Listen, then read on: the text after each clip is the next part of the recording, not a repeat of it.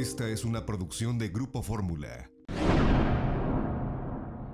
Héctor de Mauleón, escritor, historiador, periodista, columnista del Universal. Antes que nada, muchas gracias, Héctor, con la admiración y el cariño de siempre. Gracias por aceptar esta conversación.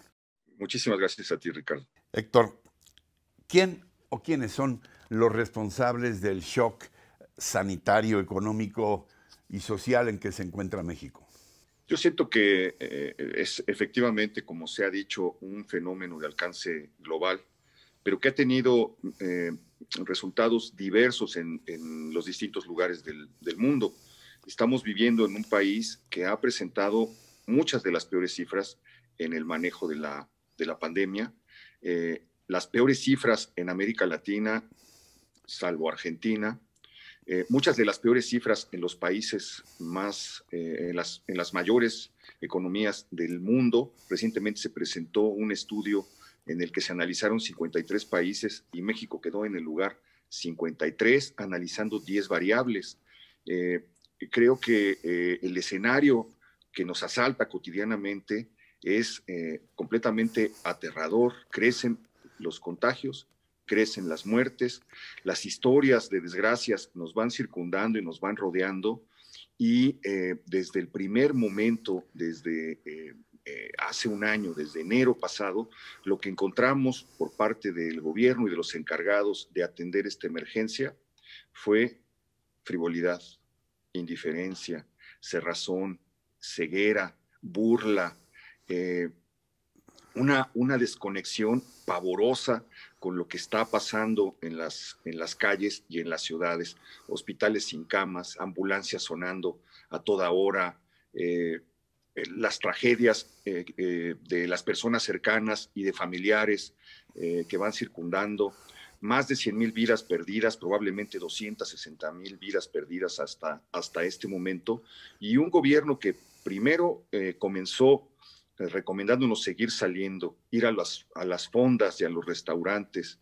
El presidente se rehusó a usar cubrebocas durante todos los meses de la primera oleada de la pandemia, y estamos entrando en la segunda con las mismas características. El encargado del SAR, antipandemia, nos dijo que el cubrebocas no servía absolutamente de nada y creaba una falsa seguridad, cuando todo el mundo estaba suplicando que se tomara esa medida como única medida de protección entre la gente, sumada a la de la sana distancia.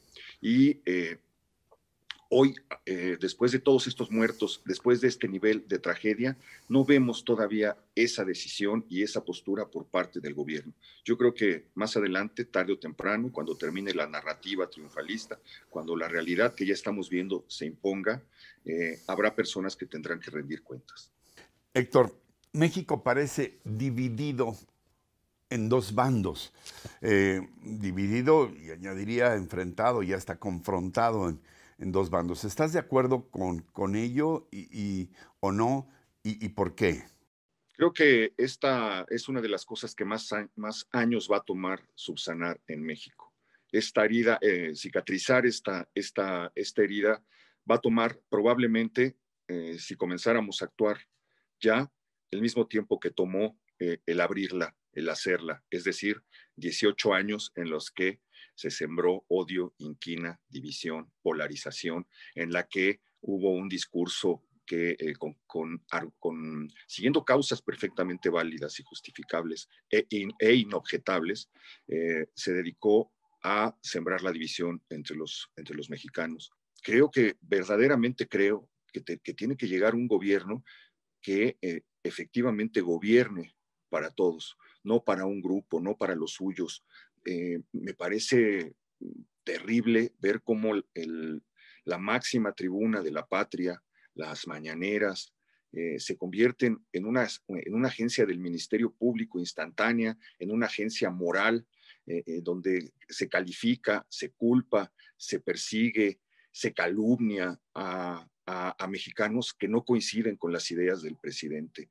Me parece que estamos en un momento tremendo, porque en medio de la desgracia, en medio de la más honda desgracia que ha vivido México en un siglo, lo que priva es la desunión. Héctor, ¿cómo describes a quienes no piensan como tú?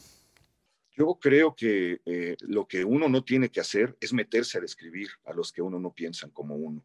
Yo creo que lo que uno tiene que hacer es escuchar, descartar lo que no y tomar lo que sí.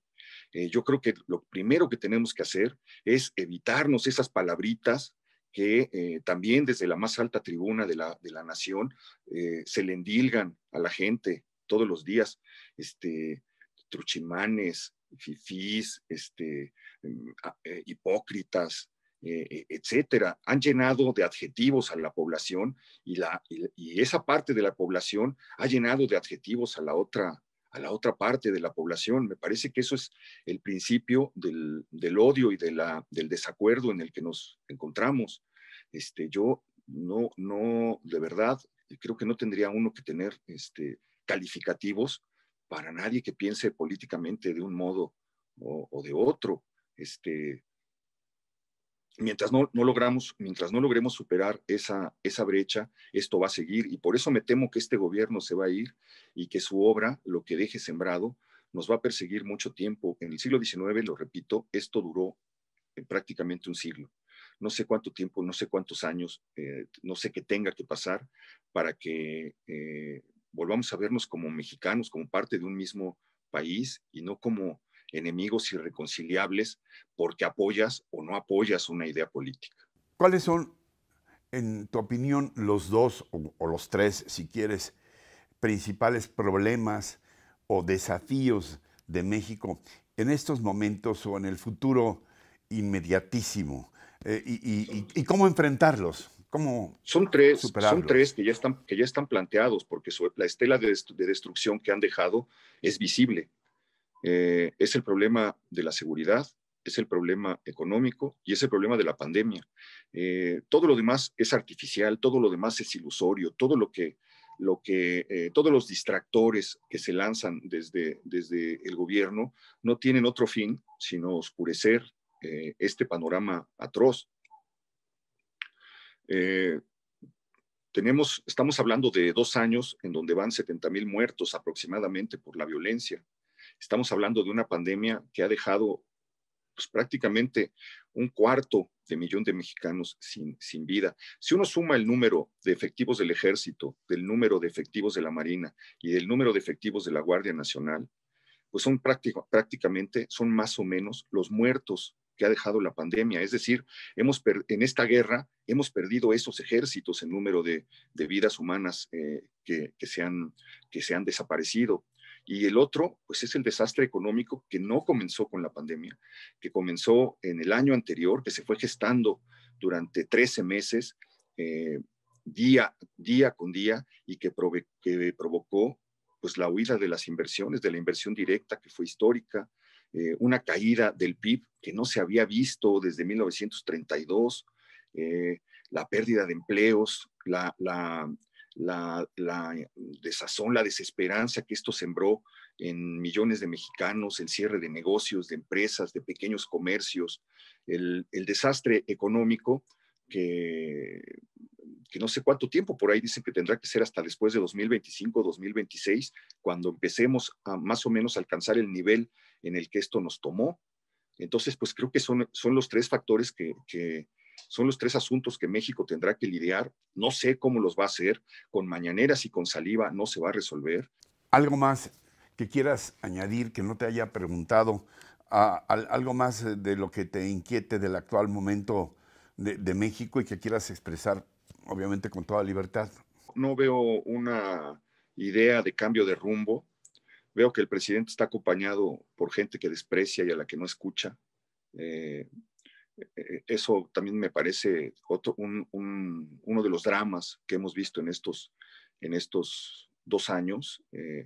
Un gabinete muy pequeño, un gabinete cuyos mejores personajes ya se fueron, precisamente por desacuerdos, por ver hacia dónde se estaba llevando esto. No todos, todavía queda gente muy valiosa en el gabinete, pero no veo un presidente dispuesto a escuchar, dispuesto a entender, dispuesto a aprender, dispuesto a corregir, después de la curva de aprendizaje de 2 años que ha tenido y que para México ha sido letal en todos los órdenes.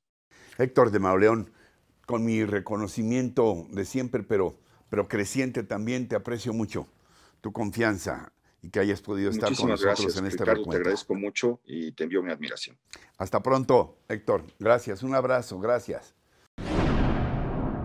Y en los próximos días continuaremos presentándoles estas entrevistas, 20 en total, que hicimos para este esfuerzo de comunicación que ha significado México Shock 2020.